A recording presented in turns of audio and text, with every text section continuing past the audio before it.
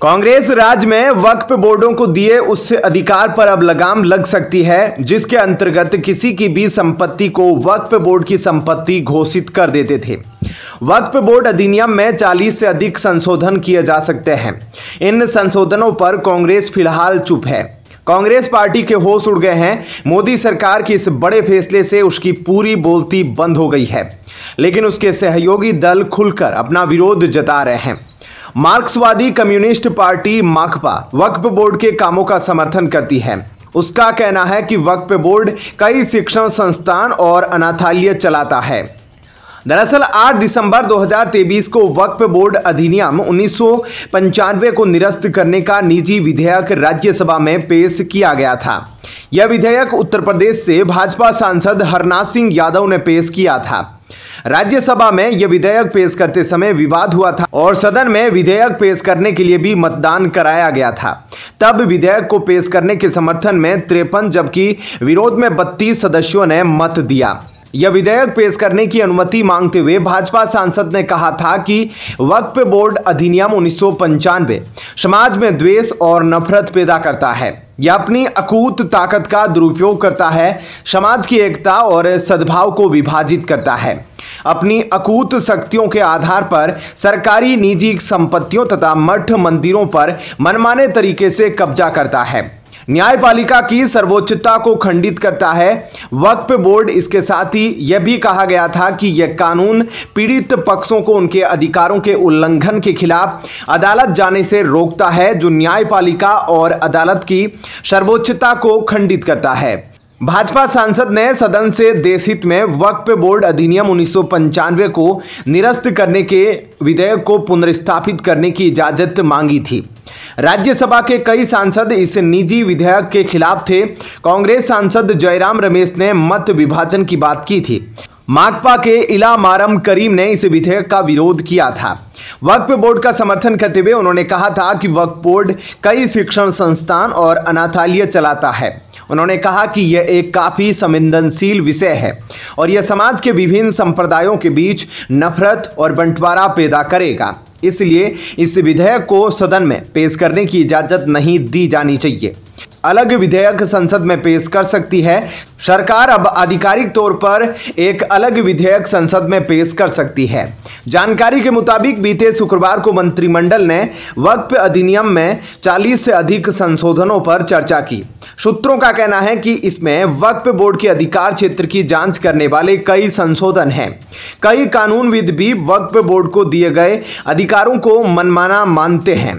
यही कारण है कि अब केंद्र सरकार वक्फ बोर्ड के इस प्रकार के असीमित अधिकारों पर लगाम लगाना चाहती है। माना जा रहा है कि केंद्र सरकार बोर्ड के ऐसे अधिकारों एवं प्रावधानों को नियंत्रित करना चाहती है। वक्फ बोर्ड के पास देश भर में खरबों रुपए की संपत्ति है। गौरतलब है कि वक्फ बोर्ड के पास देश भर में खरबों रुपए की संपत्ति है। प्रस्तावित संशोधनों के अंतर्गत किसी संपत्ति को लेकर वक्फ बोर्ड के दावों का वेरिफिकेशन किया जा सकेगा। ऐसी संपत्तियों के लिए अनिवार्य वेरिफिकेशन भी प्रस्तावित हो सकता है, जिनके लिए वक्फ बोर्ड और व्यक्तिगत तौर पर अलग अलग दावे हैं। खैर, आपका इस खबर को लेकर क्या कुछ कहना है कमेंट सेक्शन में अपनी राय जरूर बताएं। धन्यवाद। जय हिंद।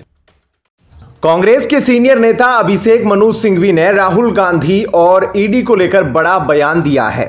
सियासी गलियारों में उनके इस बयान के मायने निकाले जाने लगे हैं। सिंघवी ने सोशल मीडिया प्लेटफॉर्म एक्स पर कहा कि राहुल को गिरफ्तार करने के बारे में सोचना भी नहीं।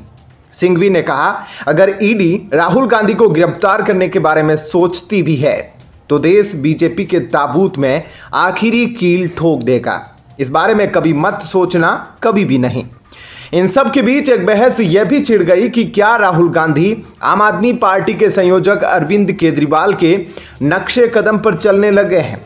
दरअसल कांग्रेस सांसद राहुल गांधी ने बीते दिनों सोशल मीडिया साइट एक्स पर एक पोस्ट शेयर किया था। इस पोस्ट को शेयर करते हुए उन्होंने लिखा, 2 in 1 को मेरा चक्रव्यूह वाला भाषण पसंद नहीं आया। ईडी के अंदरूनी सूत्रों से मुझे पता चला कि छापेमारी की योजना बनाई जा रही है। खुले हाथों से इंतजार कर रहा हूं। ईडी को चाय और बिस्किट मेरी तरफ से। राहुल गांधी ने प्रत्यक्ष तौर पर यह शंका जाहिर की कि प्रवर्तन निदेशालय की तरफ से उनके यहां छापेमारी की जा सकती है। इसे लेकर खूब हंगामा मचा और खूब राजनीति हुई। इस बीच अब राहुल गांधी के ट्वीट पर केंद्रीय मंत्री मनोहर लाल खट्टर ने बयान दिया है।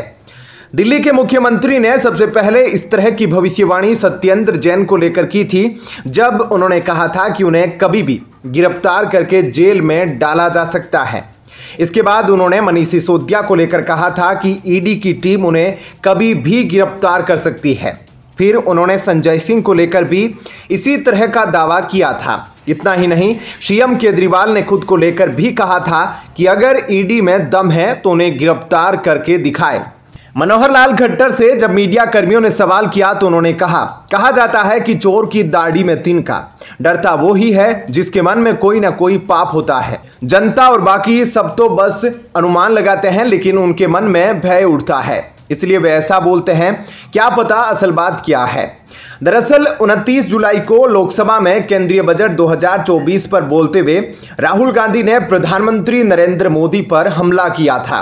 उन्होंने कहा कि देश में किसान, मजदूर, युवा सब डरे हुए हैं। उन्होंने इस दौरान चक्रव्यूह का जिक्र किया। 29 जुलाई को राहुल ने लोकसभा में केंद्रीय बजट 2024 पर बोलते हुए पीएम मोदी पर निशाना साधा था। इस दौरान उन्होंने कहा था कि देश के किसान, मजदूर और युवा डरे हुए हैं। उन्होंने कहा था कि 21वीं सदी में एक नया चक्रव्यूह बनाया गया है, हम इस चक्रव्यूह को तोड़ेंगे। इसे तोड़ने का सबसे बड़ा तरीका जाति जनगणना है, जिससे आप लोग डरते हैं। इस दौरान राहुल ने अंबानी और अडानी पर भी निशाना साधा था, जिसके बाद स्पीकर ने उन्हें टोका था। वहीं राहुल गांधी ने यह पोस्ट करके एक तीर से दो निशाने साधे हैं। पहला तो यह कि अगर ईडी ऐसा करती है तो राहुल गांधी इसे प्रतिशोध की कार्रवाई करार देंगे, और अगर ऐसा नहीं होता है तो इसे एक राजनीतिक जीत करार दिया जा सकता है। इन सभी बातों से बड़ी बात यह है कि अगर ईडी छापेमारी करती है तो राहुल गांधी के विश्वसनीय सूत्रों के दावों को विश्वसनीयता मिलेगी। खैर, आपका इस खबर को लेकर क्या कुछ कहना है, कमेंट सेक्शन में अपनी राय जरूर दीजिए। धन्यवाद। जय हिंद। कांग्रेस हाईकमान एक बार फिर विधानसभा चुनाव से पहले हरियाणा कांग्रेस के नेताओं को एक मंच पर लाने की कोशिश कर रही है। लोकसभा चुनाव के नतीजों के बाद कांग्रेस हाईकमान को लगता है कि अगर हरियाणा के सभी बड़े नेता एक मंच पर आकर और अपने मतभेदों को बुलाकर चुनाव लड़ते हैं तो पार्टी सत्ता में वापसी कर सकती है। लेकिन इन्हीं सब के बीच हरियाणा में जननायक जनता पार्टी, जेजेपी और कांग्रेस के कई बड़े नेता और उनके कार्यकर्ता शनिवार को हरियाणा के मुख्यमंत्री नायब सैनी की मौजूदगी में भारतीय जनता पार्टी में शामिल हुए। हरियाणा के मुख्यमंत्री नायब सैनी ने उनका पार्टी में जोरदार स्वागत भी किया। इससे पहले गुरुवार को पूर्व राज्यसभा सांसद ममता महंतो ने भी बीजू जनता दल बीजेडी से इस्तीफा देने के एक दिन बाद भाजपा का दामन थाम लिया। भाजपा में शामिल होने के बाद ममता महंतो ने कहा कि उनका एकमात्र उद्देश्य आम लोगों की सेवा और कल्याण है। यह भाजपा में शामिल होकर ही पूरा हो सकता है। आदिवासी समुदाय से ताल्लुक रखने वाली ममता महंतो ने बुधवार को बीजेडी और राज्यसभा से इस्तीफा दे दिया था। वहीं चुनाव के बीच हरियाणा की बीजेपी सरकार ने किसानों को लेकर बड़ा ऐलान किया है। राज्य के मुख्यमंत्री नायब सैनी ने कहा है कि बड़ी खुशी हो रही है कि पिछले 10 वर्षों में हमारी सरकार ने किसानों की 14 अन्य फसलें भी एमएसपी पर खरीदने का काम किया था, और आज 9 फसलें और बकाया हैं। हरियाणा प्रदेश की जितनी भी फसलें हैं सारी की सारी एमएसपी पर खरीदने का काम ये हमारी सरकार करेगी। आज मैं इसकी घोषणा करता हूं। आज से हरियाणा की सरकार किसानों के हर फसल को न्यूनतम समर्थन मूल्य एमएसपी पर खरीदेगी। मुख्यमंत्री ने कहा, हरियाणा सरकार देश की एकमात्र राज्य होगी जो किसानों की हर फसल को एमएसपी पर खरीदेगी। राज्य सरकार की ओर से यह फैसला ऐसे समय में लिया गया है। किसान एमएसपी पर कानून बनाने की मांग को लेकर अड़े हैं। इसके लिए पहले देश में बड़े स्तर पर किसानों का प्रदर्शन भी देखने को मिल चुका है। अब हरियाणा सरकार ने हर फसल की खरीद एमएसपी के जरिए करने का फैसला कर किसानों को बड़ी राहत दे दी है। आपको बता दें कि हरियाणा उन 8 राज्यों में से एक है जहां इस साल विधानसभा चुनाव होने हैं। इस चुनाव में इंडियन नेशनल लोकदल, इनेलो और बहुजन समाज पार्टी, बसपा मिलकर आगामी हरियाणा चुनाव लड़ेंगे। 2019 के विधानसभा चुनाव में भाजपा ने 40 सीटें जीती थी, तो वहीं कांग्रेस ने 31 सीटें जीती थी और जेजेपी ने 10 सीटें जीती थी और इनेलो ने 1 सीट जीती थी। हरियाणा विधानसभा चुनाव अक्टूबर 2024 को या उससे पहले होने की उम्मीद है, क्योंकि मौजूदा विधानसभा का कार्यकाल इसी साल 3 नवंबर को समाप्त होने वाला है। हालांकि चुनाव कार्यक्रम की घोषणा अभी तक बाकी है। फिलहाल इस खबर में इतना ही। बाकी अपडेट के लिए बने रहिए लाइव टीवी न्यूज के साथ। चुप रहो, तुम चुप रहो। Get out, get lost. हटाओ इस आदमी को विंडो से, हटाओ इसको। Get out, get lost. मानना पड़ेगा कि सपा के नेता यारों के यार होते हैं। अपराधी चाहे जितना भी घृणित कार्य करे, बलात्कार करे, अगर वह सपा का कोर वोटर यादव और मुस्लिम है तो उसका हर तरह से बचाव करते हैं। इसके पीछे चट्टान की तरह खड़े रहते हैं। उसे बचाने के नाना प्रकार के कुचक्र रचते हैं। समाजवादी पार्टी पूरी बेहयाई पर उतर आई है। क्या भतीजा, क्या चाचा, सब लोग बलात्कारी मोईद खान के बचाव में उतर आए हैं। कोई डीएनए टेस्ट की मांग कर रहा है तो कोई नार्को टेस्ट की मांग कर रहा है। इन लोगों को लगता है कि मुस्लिम और लठेत जाति के लोग बलात्कारी हो ही नहीं सकते। उत्तर प्रदेश के अयोध्या में गैंगरेप का मामला सामने आया। इस मामले में आरोप समाजवादी पार्टी के नेता मोईद खान पर लगा। आरोपी नेता के फैजाबाद सांसद अवधेश प्रसाद से नजदीकी की खबरें सोशल मीडिया पर वायरल हो रही है। वहीं समाजवादी पार्टी अध्यक्ष अखिलेश यादव भी इस मामले में घिरते नजर आ रहे हैं। अब अखिलेश यादव ने एक बार फिर मसले पर बयान दिया है।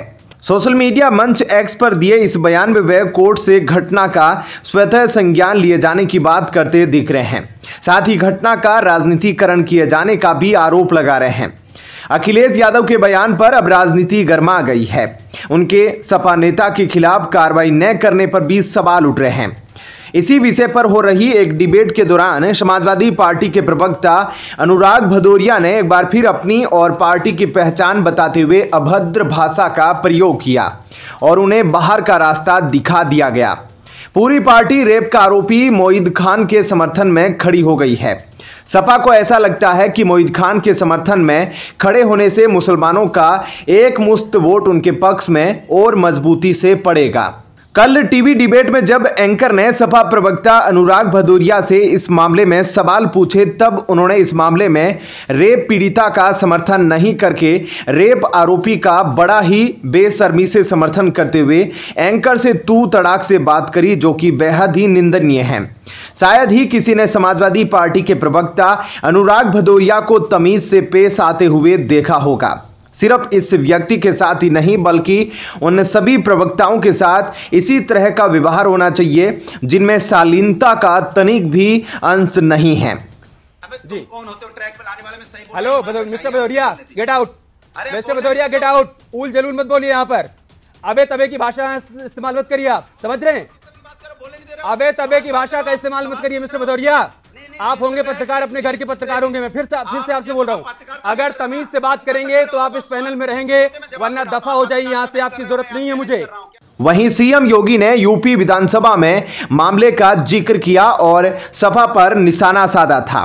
उन्होंने कहा था, यह अयोध्या का मामला है। मोईद खान सपा से हैं और अयोध्या के सांसद की टीम का सदस्य है। उसे 12 साल की बच्ची के साथ बलात्कार में शामिल पाया गया। समाजवादी पार्टी ने उसके खिलाफ कोई कार्रवाई नहीं की है। मुख्यमंत्री ने दुष्कर्म पीड़िता की मां से मुलाकात के बाद अधिकारियों को उसके स्वास्थ्य और सुरक्षा के लिए विशेष इंतजाम करने का निर्देश दिया था। अयोध्या जिला प्रशासन ने शनिवार को मोईद खान की बेकरी को ध्वस्त कर दिया था। अयोध्या के जिलाधिकारी चंद्र विजय सिंह ने बताया कि यह बेकरी अवैध रूप से एक तालाब को पाटकर बनाई गई थी। खैर, आपका इस खबर को लेकर क्या कुछ कहना है, कमेंट सेक्शन में अपनी राय जरूर बताएं। धन्यवाद। जय हिंद। वक्फ बोर्ड द्वारा किसी भी संपत्तियों को वक्फ संपत्ति घोषित करने की सख्तियों पर केंद्र सरकार जल्द ही अंकुश लगाने जा रही है। इसके लिए शुक्रवार की शाम को कैबिनेट ने वक्फ एक्ट में 40 से अधिक संशोधनों को लेकर चर्चा की। केंद्रीय कैबिनेट ने वक्फ बोर्ड के अधिकार क्षेत्र की जांच करने के लिए संशोधन भी शामिल किया है। गौरतलब है कि कांग्रेस की अगुवाई वाली यूपीए सरकार ने मूल अधिनियम में संशोधन लाकर वक्फ बोर्डों को अधिक व्यापक अधिकार प्रदान किए थे। कांग्रेस की इसी मेहरबानी के चलते वक्फ बोर्ड बहुत अधिक शक्तिशाली हो गया और इसी के साथ बोर्ड और संपत्तियों के मालिक के बीच विवाद बढ़ता जा रहा है।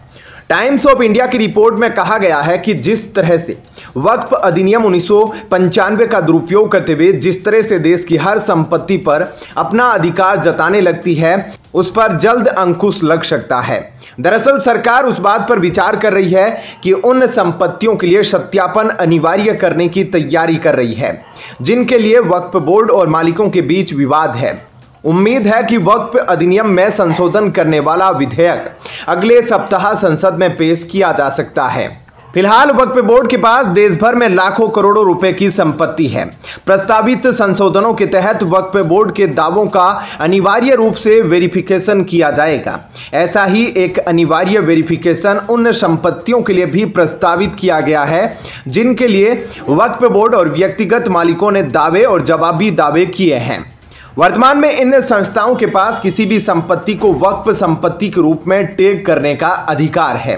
देश भर में वक्फ बोर्ड के पास 8.7 लाख से अधिक संपत्तियां हैं जो कि 9.4 लाख एकड़ में फैली है। रिपोर्ट में सूत्रों के हवाले से दावा किया गया कि इस तरह के कानून की आवश्यकता इसलिए हुई क्योंकि कथित मुस्लिम बुद्धिजीवियों, महिलाओं, सिया और बोहरा जैसे विभिन्न संप्रदायों द्वारा मौजूदा कानून में बहुत समय से संशोधन की मांग की जा रही है।